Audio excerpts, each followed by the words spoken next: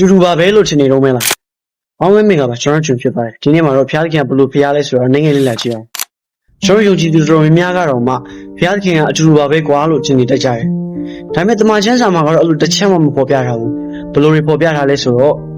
ငါတပါးရဲ့သာထာဝရဘုရားဖြစ်ငါမှတပါးအခြားသောဘုရားခင်မရှိ